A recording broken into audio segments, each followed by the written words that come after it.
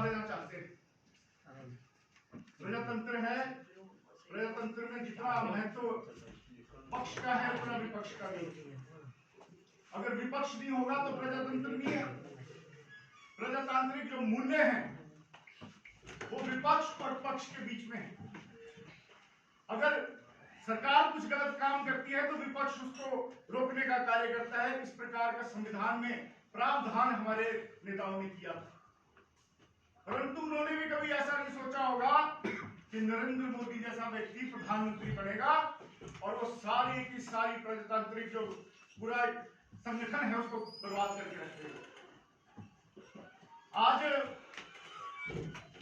चाहे वो आप न्यायपालिका में देखें, चाहे सरकार में देखें, हर एक जगह पे कोशिश हो रही है कि भारतीय जनता पार्टी से संबंध रखने वाले लोगों को वहां पे बिठाया जाए। 75 साल में ज्यादातर कांग्रेस पार्टी ने हिंदुस्तान पे राज किया, लेकिन कांग्रेस पार्टी के नेताओं ने कभी भी न्यायपालिका को हाथ लगाने का प्रयत्न नहीं किया, क्योंकि न्यायपालिका जो है वो सबसे ऊपर है। अगर सरकार कुछ गलत करती है तो न्याय लेने का कार्य न्यायपालिका करती है, परंतु आज हालात ये हैं कि आरएसएस के चोला पहने हुए लोग जो हैं वो आज न्यायपालिका में बैठ चुके हैं।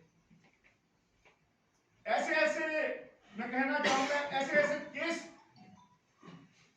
डिसाइड किए जा रहे हैं जिससे केवल मात्र हिंदुस्तान का ये जो एक डोर है नाजुक सी भाईचारे की टूटने की कगार पे। कभी मस्जिदों के खिलाफ फरमान जारी हो जाता है, पूरा एक सुनियोजित ढंग से ये सारा किया जा रहा है, और आज हिंदुस्तान को बर्बाद होने से अगर कोई बचा सकता है तो वो केवल मात्र हिंदुस्तानी बचा सकते हैं।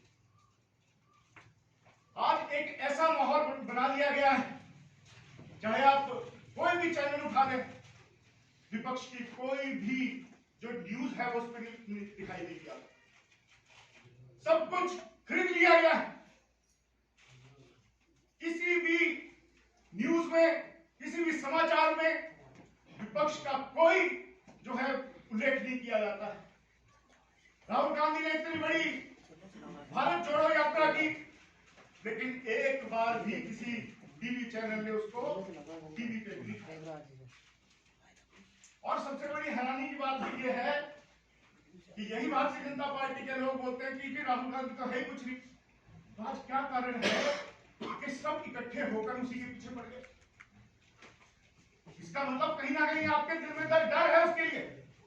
आपको मालूम है कि आपको अगर हटाएगा, आपकी ये दमनकारी जो नीतियां हैं उसको अगर खत्म करेगा, तो वो कांग्रेस पार्टी का नेता राहुल गांधी करेगा।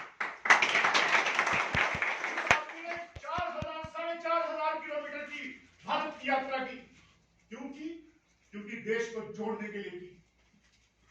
जो धर्म के नाम पे जहर उगला जा रहा है उसको रोकने का प्रयत्न भारत जोड़ो यात्रा के तहत किया गया, परंतु भारतीय जनता पार्टी के लोग भी और भारतीय जनता पार्टी के नेता भी इस बात को समझने में असमर्थ नजर आते हैं।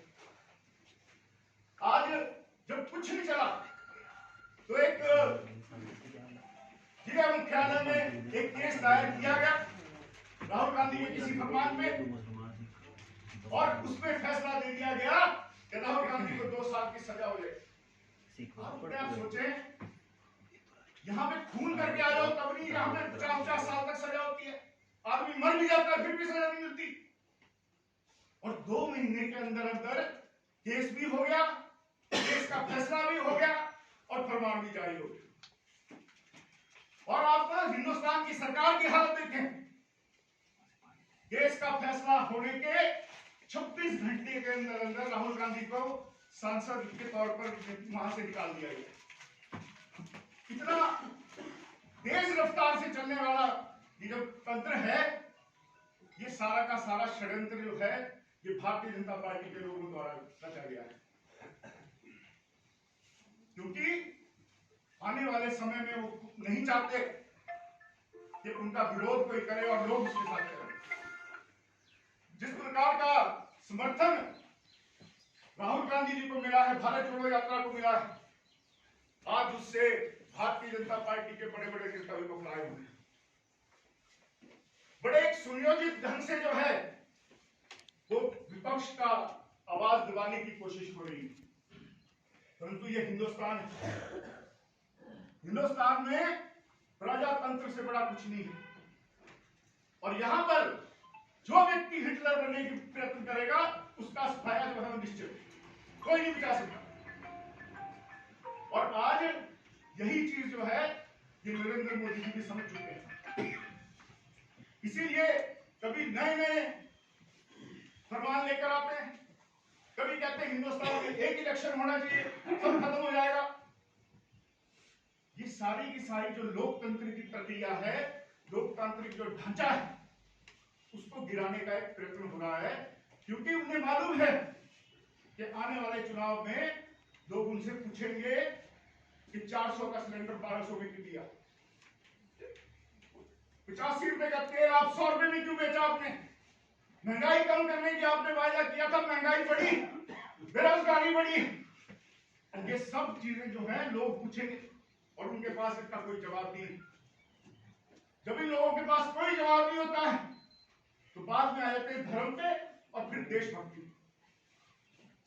ये सारी चीजें जो हैं ये आज हमारे हिंदुस्तान के लोगों को समझनी पड़ेगी, क्योंकि आज हिंदुस्तान एक बड़े नाजुक दौर में से निकल रहा है, और इसे अगर कोई बचा सकता है, मैं कहना चाहूंगा तो केवल मात्र हिंदुस्तानी बचा सकता है, कोई नहीं बचा सकता।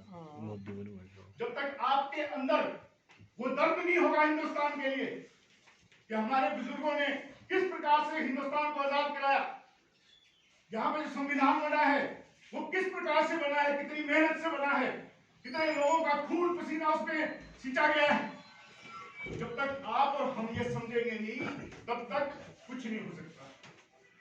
और आज हमारा ये दायित्व है कि हम सब लोग इकट्ठे होकर इस दमनकारी नीतियों के खिलाफ धरना प्रदर्शन करें, विरोध करें, क्योंकि प्रजातंत्र में विरोध जो है वो सबसे बड़ी चीज है।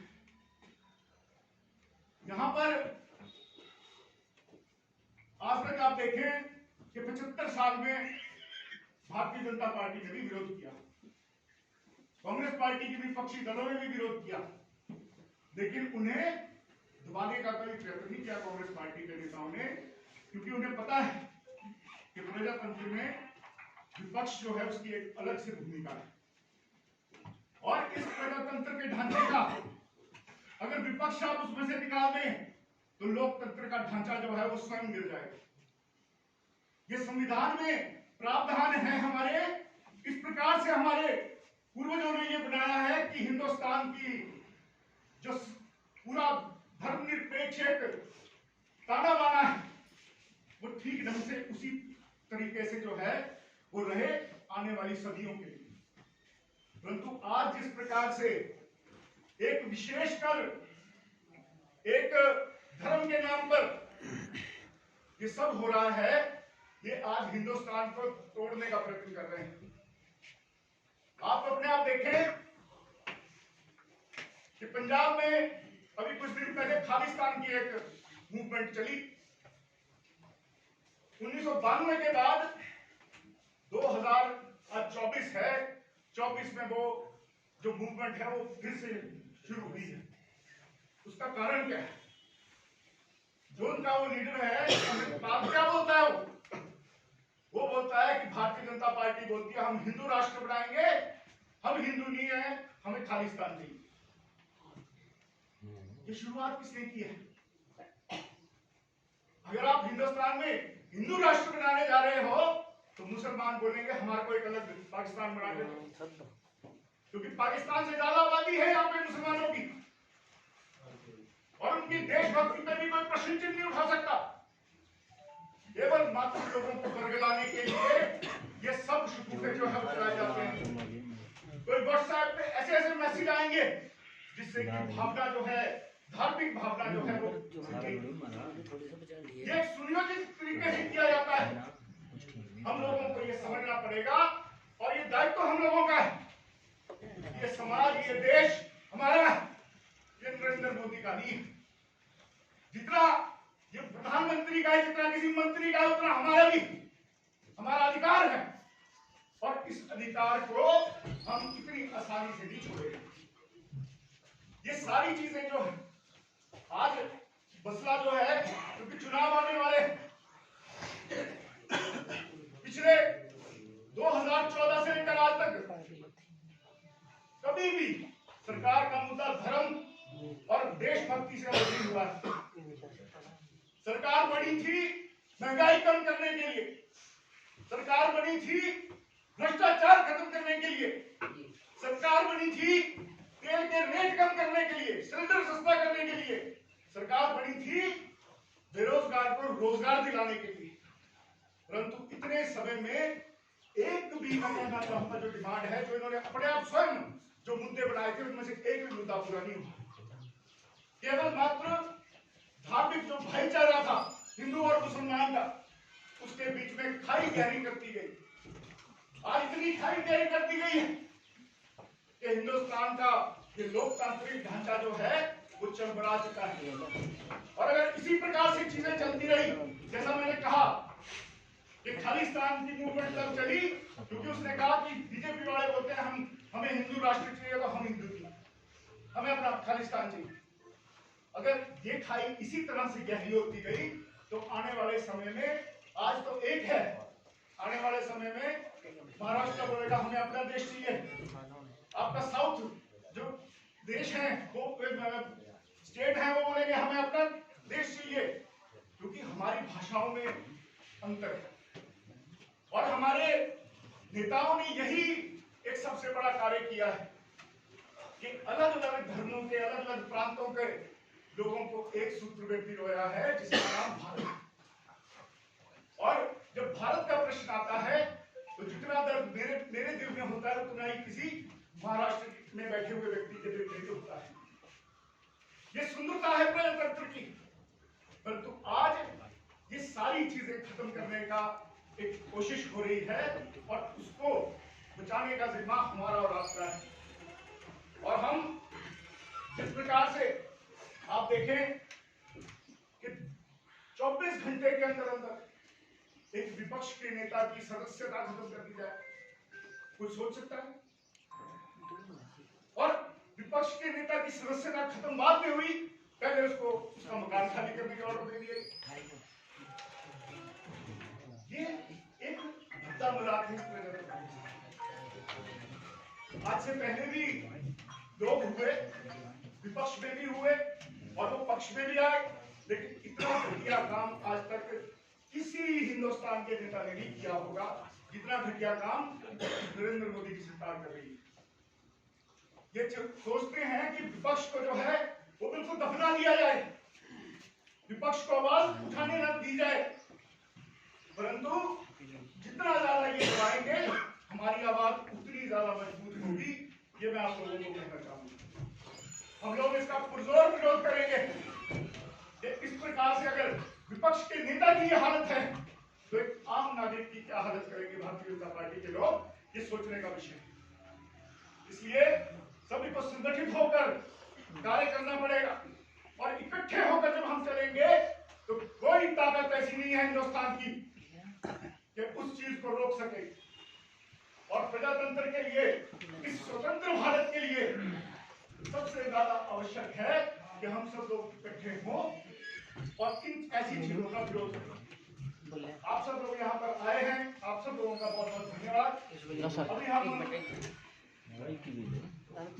हम एक छोटे समूह की तरह चौक तक जाएंगे शांति से और वहां पर जो है अपना विरोध प्रदर्शन करेंगे। कोई हो हल्ला नहीं करना ज्यादा सा, क्योंकि स्वार घाट में बाहर से लोग आते हैं तो वो एक अच्छा मैसेज नहीं जाता अगर हम ऐसी चीजें करने लगते हैं। अपना विरोध दर्ज करवाएंगे, जो पुतला है वो फूकेंगे नरेंद्र मोदी का, और उसके बाद शांति से हम वापस यहाँ पे आ जाएंगे। आप सब लोगों का बहुत बहुत धन्यवाद। जेब वाले महीना बोले मैं कुछ बहुत बहुत धन्यवाद। जैसा कि भाई साहब ने कहा कि हमारा यहाँ से रोड शो होता हुआ जाएगा, तो हम यहाँ से नारे लगाते हुए मेन चौक तक जाएंगे और वहाँ पर नरेंद्र मोदी का पुतला जलाएंगे। ऑनलाइन जाने भी डी पता तुम्हें हमारे 2-3-4 ये नारे रहेंगे, तानाशाही नहीं चलेगी, नहीं चलेगी, अपनी बनाई लो यार। नहीं चलेगी, निकलो बाहर मकानों से, जंग लड़ो बेईमानों से। इस तरीके के हमारे नारे हम यहाँ से अभी शुरू करेंगे और ऊपर पुतला जला करके